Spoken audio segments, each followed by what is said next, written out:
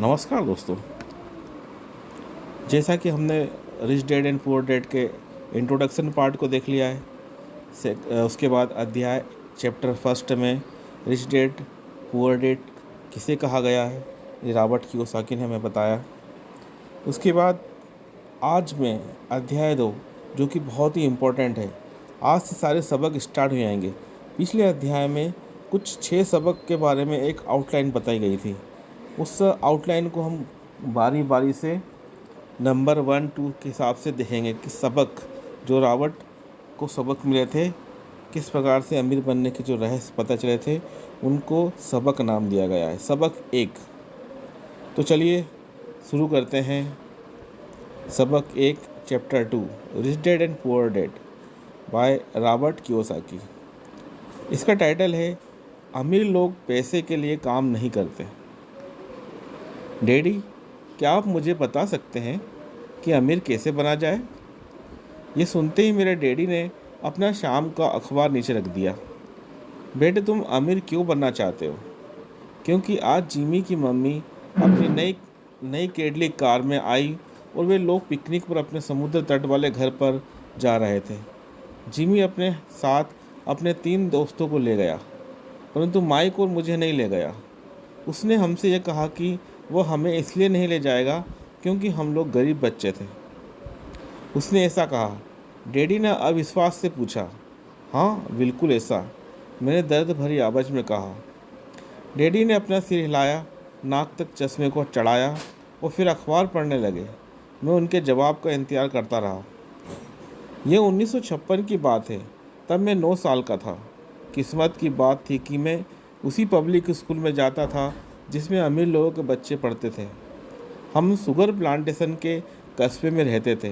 Plantation के manager और कस्बे के बाकी अमीर लोग जैसे डॉक्टर, बिजनेसमैन और बैंकर अपने बच्चों को पहली क्लास से 6ठी क्लास तक इसी स्कूल में भेजते थे। 6ठी क्लास के बाद बच्चों को प्राइवेट स्कूलों में भेजा जाता था। अगर मेरा परिवार सड़क के दूसरे छोर पर रह रहा होता तो मुझे अलग तरह के स्कूल में भेजा जाता,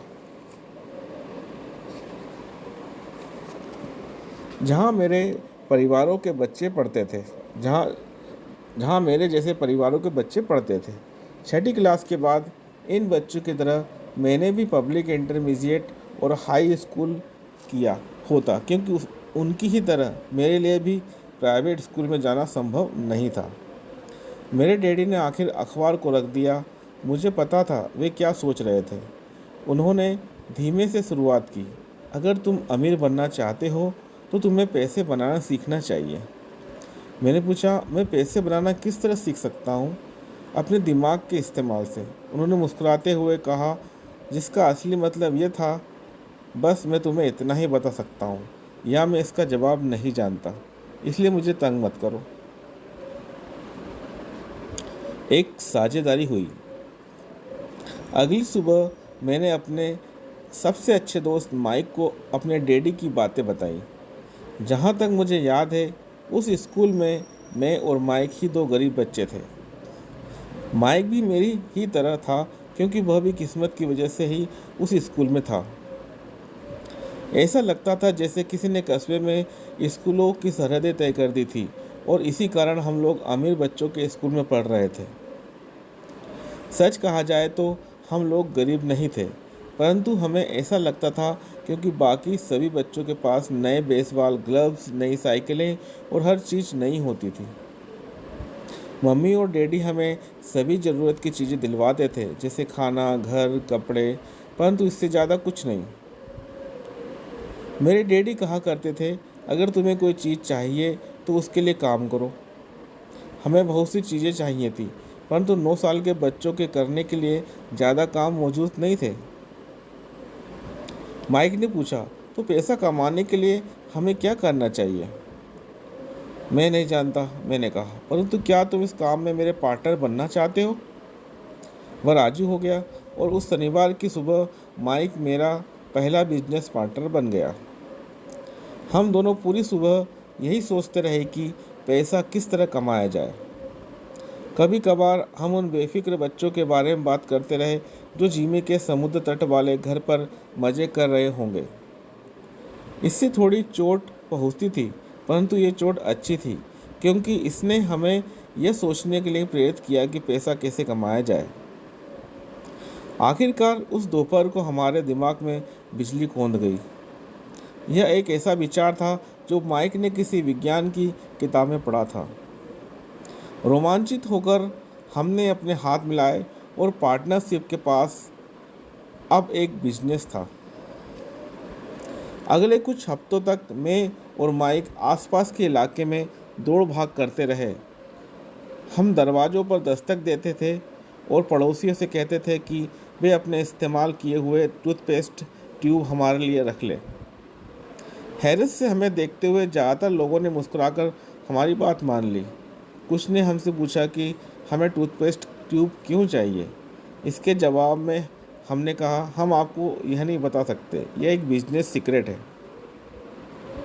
सप्ताह गुजरते गए और मेरी माँ बहुत दुखी हो गई। अपने कच्चे माल को इकट्ठा करने के लिए हमने जो जगह चुनी थी वो उनकी वॉशिंग मशीन के ठीक पास थी, एक भूरे कार्डबोर्ड के बक्से में जिसमें कभी केचप की बोतलें रखी रहती थी। हमारे इस्तेमाल किए हुए टूथपेस्ट के ट्यूब्स की संख्या बढ़ने लगी। आखिर एक दिन माँ के सब्र का बांध टूट गया। पड़ोसियों के मुड़े टूड़े और इस्तेमाल किए हुए टूथपेस्ट ट्यूब्स को देखते देखते वे ऊब गई थी।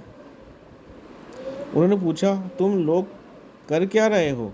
और मैं यह नहीं सुनना चाहती कि यह एक बिजनेस सीक्रेट है।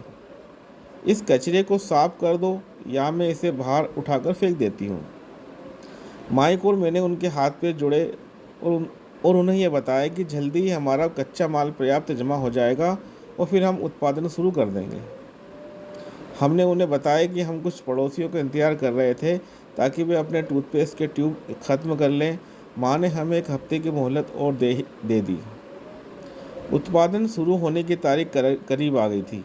दबाव बढ़ चुका था।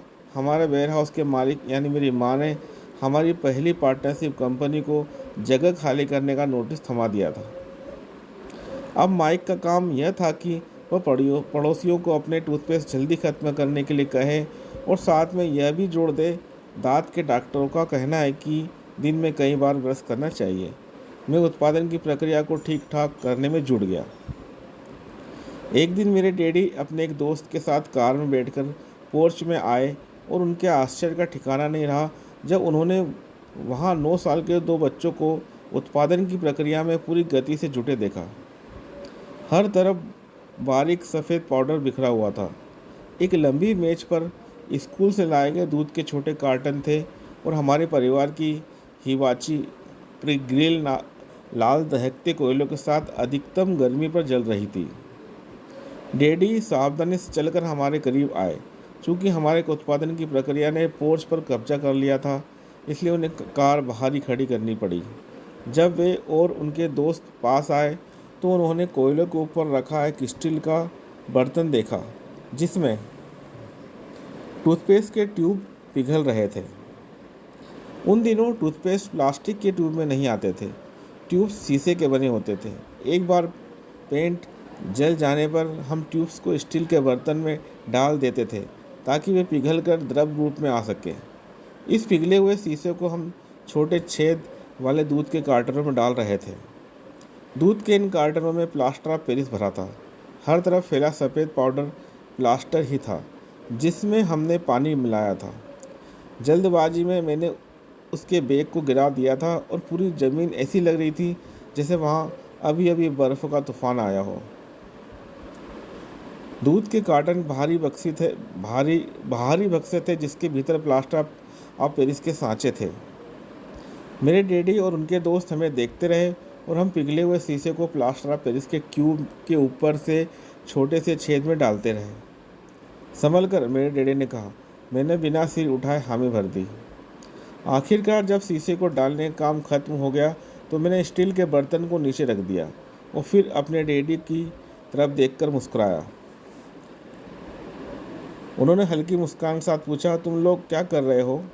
हम वही कर रहे हैं जो आपने बताया था, हम अमीर बनने जा रहे हैं, मैंने कहा।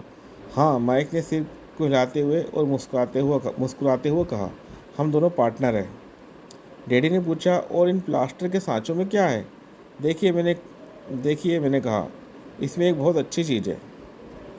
थोड़े हथौड़े से मैंने सील को ठोका, जिससे बाहरी खोल टूट गया। सावधानी से मैंने ऊपर के आधे प्लास्टर को हटाया और जस्ते का एक सिक्का बाहर गिर गया। हे भगवान, मेरे डैडी ने कहा, तुम लोग जस्ते के सिक्के ढाल रहे हो? बिल्कुल सही, माइक ने कहा। हम वही कर रहे थे जैसा आपने हमसे कहा था। हम पैसा बना रहे थे। मेरे डैडी के दोस्त जोर से हंसने लगे। मेरे डैडी की मुस्कुराए और मेरे डैडी भी मुस्कुराए और उन्होंने अपना सिर हिलाया। उनके सामने आग और टूथपेस्ट की ट्यूब के बक्से के साथ सफ़ेद धूल में लिपटे हुए दो बच्चे खड़े थे, जो इस कान से उस कान तक खुलकर मुस्कुरा रहे थे। उन्होंने हमसे कहा कि हम सब कुछ छोड़कर उनके साथ चलें और घर के सामने वाली सीढ़ी पर बैठे। मुस्कुराते हुए उन्होंने हमें जालसाजी शब्द का मतलब समझाया। हमारे सपने धराशायी हो गए थे। तो आपका मतलब है कि हम गैरकानूनी हैं? माइक ने कांपती आवाज़ में पूछा। छोड़ो भी, डैडी के दोस्त ने कहा। हो सकता है कि बच्चे अपनी जन्मजात प्रतिभा को विकसित कर रहे हों। मेरे डैडी उन्हें घूरते रहे। हाँ, ये गैरकानूनी है, डैडी ने नरमी से कहा, परंतु तुम लोगों ने यह साबित कर दिया है कि तुम में बहुत ज़्यादा रचनात्मक और मौलिक विचार हैं। इसी तरह आगे बढ़ते रहो, मुझे तुम पर गर्व है। निराश होकर माइक और मैं तकरीबन 20 मिनट तक चुपचाप अपना सिर पकड़कर बैठे रहे। इसके बाद हमने सारा अटारा साफ करना शुरू किया। पहले ही दिन हमारा बिजनेस चौपट हो गया था। पाउडर साफ करते हुए मैंने माइक की ओर देखा और कहा, मुझे लगता है जिमी और उनके दोस्त ठीक कहते हैं, हम सचमुच गरीब हैं। जब मैंने यह कहा तब डैडी बस जाने ही वाले थे। बच्चों, उन्होंने कहा, तुम गरीब तभी कहलाओगे जब तुम लोग हार मान लोगे। सबसे महत्वपूर्ण चीज़ यह है कि तुमने कुछ किया। ज़्यादातर लोग केवल अमीर बनने के बारे में बातें करते रहते हैं और उसके सपने देखते रहते हैं। तुमने कुछ किया है। मुझे तुम दोनों पर गर्व है। मैं एक बार फिर से यही कहूँगा, आगे बढ़े चलो, हार मत मानो। माइक और मैं खामोश खड़े रहे। ये शब्द सुनने में अच्छे थे, परंतु हमें यह पता नहीं था कि हमें क्या करना चाहिए। तो ऐसा क्यों है डैडी कि आप अमीर नहीं हैं? मैंने पूछा। क्योंकि मैंने एक स्कूल टीचर बनने का फ़ैसला किया था। स्कूल के टीचर अमीर बनने के बारे में नहीं सोचते, हम सिर्फ पढ़ाना पसंद करते हैं। काश कि मैं तुम लोगों की मदद कर सकता, परंतु हकीकत में मैं यह नहीं जानता कि दौलत कैसे कमाई जाती है। माइक और मैं पलटे और अपने सफाई अभियान में जुड़ गए। डैडी ने कहा, अगर तुम लोग सीखना ही चाहते हो कि अमीर कैसे बना जाता है तो मुझसे मत पूछो। माइक, तुम अपने डैडी से यह सवाल पूछो। मेरे डैडी? माइक ने हैरानी से पूछा। हाँ, तुम्हारे डैडी। मेरे डैडी ने मुस्कुराकर दोहराया। तुम्हारे डैडी और मेरा बैंकर एक ही है और वो तुम्हारे डैडी की बहुत तारीफ करता है। उसने मुझे कई बार ये बताया कि पैसा बनाने में तुम्हारे डैडी का कोई जवाब नहीं है। मेरे डैडी? माइक ने एक बार फिर हैरानी से पूछा। फिर ऐसा क्यों है कि स्कूल के अमीर बच्चों की तरह हमारे पास शानदार कार और आलीशान बंगला नहीं है? शानदार कार और आलीशान बंगले के होने का यह मतलब नहीं होता कि आप निश्चित रूप से अमीर हैं या आप पैसा बनाने की कला जानते हैं, डैडी ने जवाब दिया। जिमी के डैडी शुगर प्लांटेशन में काम करते हैं। उनमें और मुझ में ज़्यादा फ़र्क नहीं है। वे एक कंपनी के लिए काम करते हैं और मैं एक सरकार के लिए। कंपनी उन्हें कार खरीद कर दे देती है। इस समय शक्कर की कंपनी आर्थिक संकट में फंसी हुई है और जिमी के डैडी के पास जल्दी ही कुछ नहीं बचेगा। तुम्हारे डैडी अलग हैं, माइक। ऐसा लगता है कि वे एक साम्राज्य बनाने जा रहे हैं और मेरा अंदाज़ा है कि कुछ ही सालों में वे बहुत अमीर बन जाएंगे। ये सुनकर माइक और मैं एक बार फिर रोमांचित हो गए। नए उत्साह से हमने अपने डूबे हुए व्यवसाय के कचरे को साफ करना शुरू कर दिया। जब हम सफाई कर रहे थे तो हमने यह भी योजना बना ली कि कब और कैसे माइक के डैडी से बात की जाए। समस्या यह थी कि माइक के डैडी बहुत ज़्यादा काम करते थे और देर रात तक घर नहीं लौटते थे। माइक के डैडी के पास कई वेयरहाउस, कंस्ट्रक्शन कंपनी, स्टोर्स की श्रृंखला और 3 रेस्तरां थे। रेस्तरां के कारण ही उन्हें घर लौटने में देर हो जाती थी। सफाई खत्म करने के बाद माइक बस पकड़कर अपने घर चला गया। वह अपने डैडी से बात करने वाला था, चाहे वह कितनी ही देर से घर लौटे। और उनसे पूछने वाला था कि क्या वे हमें अमीर बनने की तरकीब सिखाने के लिए तैयार हैं। माइक ने मुझसे वादा किया कि जैसे ही वो अपने डैडी से बात कर लेगा वो मुझे फ़ोन करेगा, चाहे कितनी ही देर क्यों ना हो जाए। फ़ोन रात को 8:30 बजे आया। ओके, अगले शनिवार, मैंने कहा और फ़ोन रख दिया। माइक के डैडी माइक और मुझसे मिलने के लिए तैयार हो गए थे। शनिवार की सुबह 7:30 बजे मैंने शहर के दूसरे हिस्से में जाने के लिए बस पकड़ी और सबक शुरू हुए। मैं तुम्हें 1 घंटे के 10 सेंट दूंगा। 1956 की तनख्वाह के हिसाब से भी 10 सेंट प्रति घंटे का वेतन कम था। माइकल और मैं सुबह 8 बजे उसके डैडी से मिले। वे पहले से ही व्यस्त थे और उनके पास 1 घंटे से भी ज़्यादा का काम मौजूद था। जब मैं उनके साधारण छोटे और साफ घर के सामने पहुंचा तो मैंने देखा कि उनका कंस्ट्रक्शन सुपरवाइज़र अपने पिकअप ट्रक में वहां से जा रहा था। माइक मुझे दरवाजे पर ही मिल गया। डैडी अभी फ़ोन पर है और उन्होंने कहा कि हम लोग पीछे के पोर्च में उनका इंतज़ार करें। माइक ने दरवाज़ा खोलते हुए कहा। जब मैंने उस पुराने घर की दहलीज के अंदर कदम रखा तो लकड़ी के पुराने फर्श की चरमराहट सुनाई दी। दरवाजे के भीतर सस्ती सी चटाई थी। चटाई वहाँ इसलिए रखी गई थी ताकि फर्श पर पड़े अनगिनत कदमों के निशानों को छुपाया जा सके। हालांकि वह साफ थी, पर यह स्पष्ट दिखता था कि उसे बदल देना चाहिए। जब मैं सकरे लिविंग रूम में घुसा तो मेरा दम घुटने लगा था। वहाँ पुराने फर्नीचर की बू आ रही थी और निश्चित रूप से उस फर्नीचर को संग्रहालय में होना चाहिए था। सोफे पर 2 महिलाएं बैठी थी जिनकी उम्र मेरी माँ से थोड़ी ज़्यादा होगी। महिलाओं के सामने एक पुरुष मजदूरों के कपड़ों में बैठा हुआ था। उसने खाकी पैंट और खाकी शर्ट पहन रखा था। हालांकि कपड़े साफ और प्रेस किए थे, परंतु उनमें स्टार्च नहीं किया गया था। उस आदमी की उम्र मेरे डैडी के लगभग 10 साल ज़्यादा होगी, शायद 45 साल। जब मैं और माइक उनके पास से गुजरते हुए किचन की तरफ गए जहाँ से पोर्च का रास्ता था तो वे मुस्कुराए। मैं भी जवाब में शर्मा कर मुस्कुरा दिया। ये लोग कौन हैं? मैंने पूछा। अरे, ये लोग डैडी के लिए काम करते हैं। बूढ़ा व्यक्ति उनके वेयर हाउसों को संभालता है और महिलाएं रेस्तराओं के मैनेजर हैं। और तुमने उस कंस्ट्रक्शन सुपरवाइज़र को तो देखा ही होगा जो जो यहाँ से 50 मील दूर एक सड़क परियोजना पर काम कर रहा है। उनका दूसरा सुपरवाइज़र है जो बहुत से घर बना रहा है। वो तुम्हारे आने के पहले ही जा चुका है। क्या ऐसा हमेशा ही होता है? मैंने पूछा। हमेशा तो नहीं, पर अक्सर ऐसा ही होता है, माइक ने कहा और मेरे पास अपनी कुर्सी खींचते हुए वह मुस्कुराया। मैंने उनसे पूछा था कि क्या वे हमें पैसा बनाना सिखाएंगे? माइक ने पूछा। अच्छा, और उन्होंने इसका क्या जवाब दिया? मैंने सावधानीपूर्ण उत्सुकता से पूछा। पहले तो उनके चेहरे पर हंसी आई, फिर कुछ सोचकर उन्होंने कहा कि वे हमारे सामने एक ऑफ़र रखेंगे। अच्छा, मैंने कहा और अपनी कुर्सी की पीठ दीवार से टिका ली। मैं वहाँ कुर्सी के पिछले 2 पैरों के सहारे टिका बैठा रहा। माइक ने भी ऐसा ही किया। क्या तुम्हें पता है कि वे कौन सा ऑफ़र देने वाले हैं? मैंने पूछा। नहीं, पर हमें जल्दी इसका पता चल जाएगा। अचानक माइक के डैडी उस पुराने दरवाजे से घुसकर पोर्च में दाखिल हुए। माइक और मैं अपने पैरों पर कूद गए। आदर कारण नहीं, बल्कि इसलिए कि हम चौंक गए थे। तो बच्चों, तैयार? माइक के डैडी ने एक कुर्सी हमारे पास खिसकाते हुए पूछा। हमने अपने सिर हिलाए और अपनी कुर्सियों को दीवार के पास से खींचकर उनके सामने रख लिया। वे एक विशाल शरीर के मालिक थे, लगभग 6 फीट ऊंचे और 200 पाउंड वजनी। मेरे डैडी इससे ऊंचे थे, लगभग इसी वजन के, और माइक के डैडी से 5 साल ज़्यादा बड़े। वे लगभग एक जैसे ही थे, हालांकि दोनों एक ही प्रजाति के नहीं थे। हो सकता है कि उनकी ऊर्जा एक सी हो। माइक का कहना है कि तुम पैसा कमाना सीखना चाहते हो। क्या यह सही है, रॉबर्ट? मैंने तत्काल सहमति में अपना सिर हिलाया। हालांकि मुझे थोड़ा सा डर भी लग रहा था। उनके शब्दों और मुस्कुराहट के पीछे बहुत ताकत थी। अच्छा, यह रहा मेरा ऑफ़र। मैं तुम्हें सिखाऊंगा, परंतु मैं ऐसा क्लासरूम की शैली में नहीं करूंगा। अगर तुम मेरे लिए काम करोगे तो उसके बदले में मैं तुम्हें सिखाऊंगा। अगर तुम मेरे लिए काम नहीं करोगे तो मैं तुम्हें नहीं सिखाऊंगा। अगर तुम काम करते हो तो मैं तुम्हें ज़्यादा तेज़ी से सिखा सकता हूँ।